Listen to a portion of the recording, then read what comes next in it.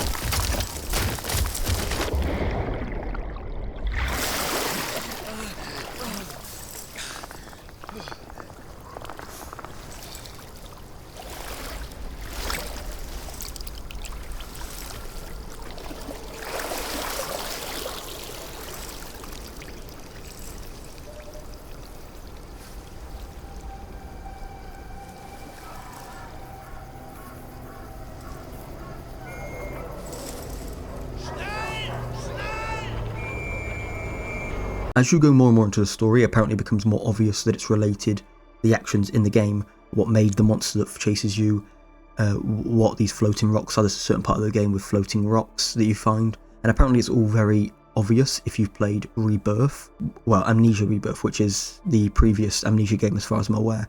I personally haven't played it. In fact, I've only ever played 30 minutes of the Dark Descent before playing this, so maybe I'd have a whole different view on the story if I had played that game. I very well may have, but I haven't played that game, so this is coming from somebody who's never played another Amnesia game really, besides very brief time with the Dark Descent. I'm not even sure if I saw a monster when I played the Dark Descent. I played it for such a short amount of time. The character you play as, your fellow comrades, you're a French soldier fighting against the Germans in World War I. They're all told through notes, and there's so many notes, and some of the notes are so unbelievably long, and it seems like a horror staple to have many notes, and I just wish there was either none or just less notes, especially less that was so unbelievably long. Some of them are literally like 5 paragraphs. Well, maybe that's an over-exaggeration, but some of them are extremely long. There's one that goes on for ages and ages and ages, and I gave up reading them at some point, and then just after I played the game, I looked at like a story explained type video, because I didn't want to read every single note throughout the entirety of the game. So that's something I'm not a big fan of. Some games can do it rather well, but it does seem like a horror staple to just have notes everywhere. Other games as well, but specifically horror, especially indie horror as well. Now, getting onto the gameplay, the first thing you're told is that if you think it's possible, it probably is. But I completely disagree with this. There is multiple ways to go about something. So for example, you can throw a grenade, which items in this game are scarce, but we'll get into, well, relatively scarce. But there's a wooden door here, and I use an exploding barrel and then shoot a gun, which bullets are quite rare, to explode it, and then I actually get some achievements for that. But you can also throw a grenade at it. You can also find a vent to get in there, which I didn't know at the time, but then after watching someone else's playthrough, they actually found a vent to get you in there without wasting any resources. So there are multiple ways to go around things. But I think people in general, especially the developers, over-exaggerate how much choice there is in this game. There is like 3 or 4 options to many a thing, but it's not numerous. And I feel like the game is very not replayable. I feel like people would assume it's replayable unless you're a speedrunner or you're getting gameplay for it for whatever reason. I really feel like, or maybe you want to platinum the game, I feel like it's not very replayable, like in terms of an enjoyment aspect, at least for myself personally. But there was a few times where this shined and was pretty good. Like for example, there was a lock I wanted to shoot on a drawer, and if I shot the lock, it would make sounds. The monster, which we'll get into later, would come in and it would waste a bullet, and I would have to hide. It would take a bit of time, but that's fine. Or I could not shoot the lock, but potentially miss what's in there. And actually, in this case, it ended up being something to make me be able to carry more stuff. So it was really worth it. But it would waste a bullet, which are relatively rare. So I do believe that some of these decisions that you make are pretty solid throughout the game, but only for a one-time playthrough. I do not believe it's a multiple playthrough type game where you try different things every time you play. I don't think it's quite that deep. I also like how throughout the game you have to find codes to unlock some lockers, to get certain parts to progress the story, and also just some things that can help you, just some normal regular items. And they're always written down, you don't have to memorize them. I mean, it's something that I feel like should have been standard, but it's still something that I liked. Now, this game is randomly generated in terms of items, so bullets are randomly generated, health is randomly generated, the stuff to craft health and craft torches and etc, etc. It's all randomly generated. And on the surface this sounds really, really cool, but in practice I think it's stupid. And my main reason for thinking this is because if somebody wants to use a guide, like I feel like they don't have it so that, pardon I misspoke, or the reason, sorry, they have this in the game is so that people can't cheat and look up the codes online or something. But if somebody wants to play that way, just let them. If somebody wants to start the game and right away do hard difficulty and they don't know anything about the game, then they won't. But if somebody wants to play on very easy difficulty, it goes very easy, easy, normal, hard. And then after you beat the game once, I'm pretty sure you unlock, is it shell shock difficulty? But if somebody wants to play it on the easiest difficulty, let them. I don't see why you would do this random generation. All the numbers, like the codes you get are randomly generated. The bodies can be in one of like 2 or 3 locations unless you play on one of the hardest difficulties, if not the hardest difficulty, where it's, I'm pretty sure, completely random, at least as far as I've been told via YouTube videos. I've not tested it myself. But bullets, fuel, which I'll get into soon, but all of this stuff is randomly generated and it just feels silly. The only thing I could think of with this would be if somebody thinks the game's replayable, which I personally do not believe it is, but if somebody believes the game to be replayable, then I suppose they won't know all the codes and stuff, although they probably wouldn't remember every code anyway. And plus, if you're playing the game for the first time ever, you're not going to, unless you've been spoiled on the game, you will not know the codes and not know anything anyway. If people want to cheat, if people want to play hard, they'll be able to look up the code, and the code is 7854.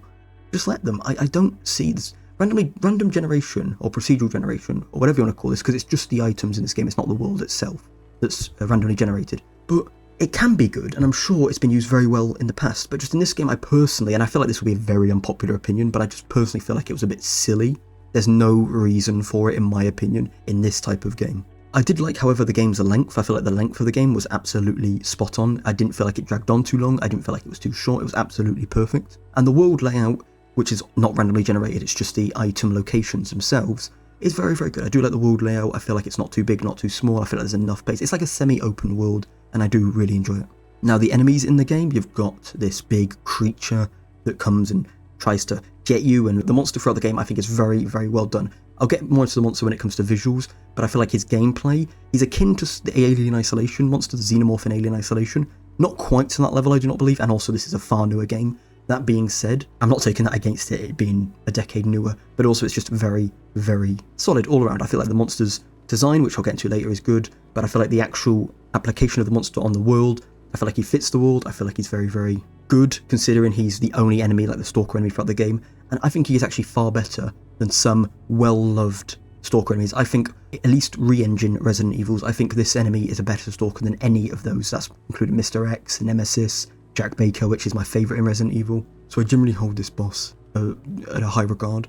Well, boss, it's more like just the standard enemy throughout the game. There's also rats throughout the game, and they're absolutely solid. If you play on very easy or custom settings, because you can customise the difficulty, I believe you only unlock that after the game, I believe, but you can actually have it so the rats do not attack you, but you can chuck meat to distract them, and if you're on easier difficulties, they're not as annoying.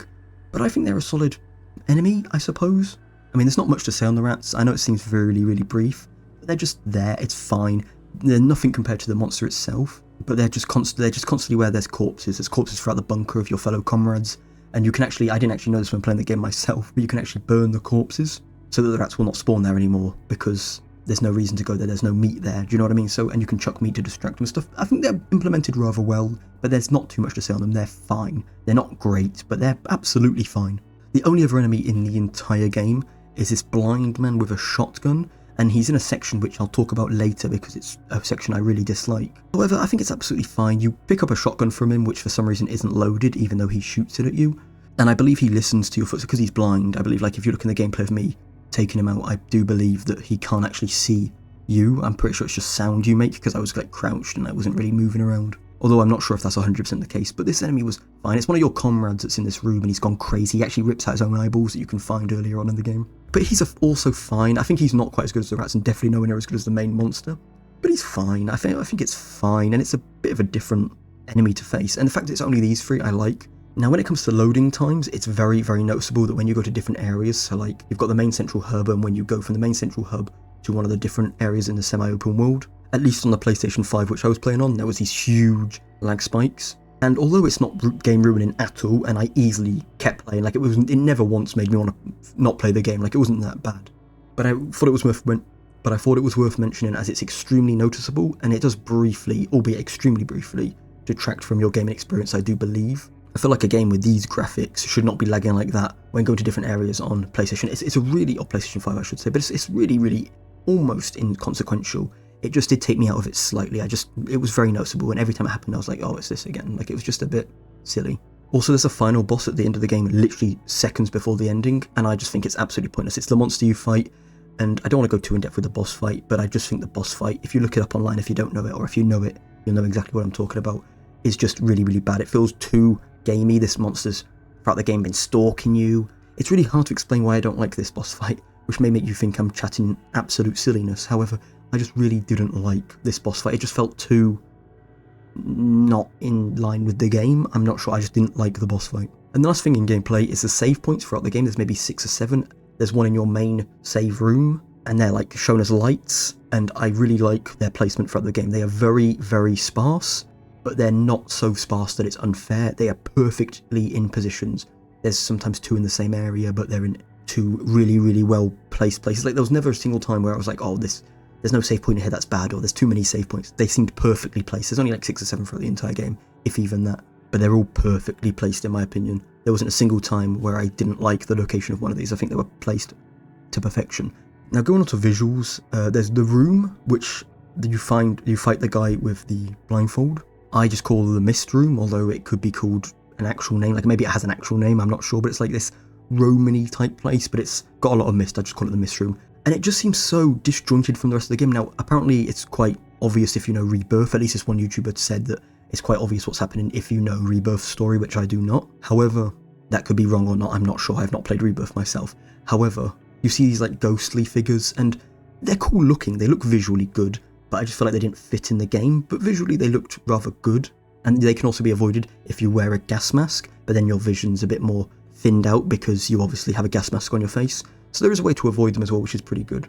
And I believe the ghosts were also there to make you not know if it's like the guy with a shotgun who's an actual person, or if it's like one of the ghostly figures. However, the Mist Room itself is absolutely abysmal to traverse. Once you've got what you need, which is the detonator for some dynamite to escape, it's literally, this is pretty much just before the ending. Like, you'll be here maybe 20-30 minutes before the ending, if even that. It's probably actually more closer to the ending than that.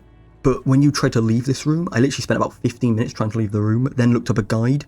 Well, I looked up a Markiplier Let's Play, and then it turns out that he actually skipped the section. Like, he got the detonator and then cut the video until he was out of the place, so he must have got stuck, I assume, I'm not sure. And then I looked up another walkthrough, a speedrun, I think it was a 1 hour speedrun, and then figured out how to get out, and it was just such a mind-numbing, like, the way you leave this place is so bad.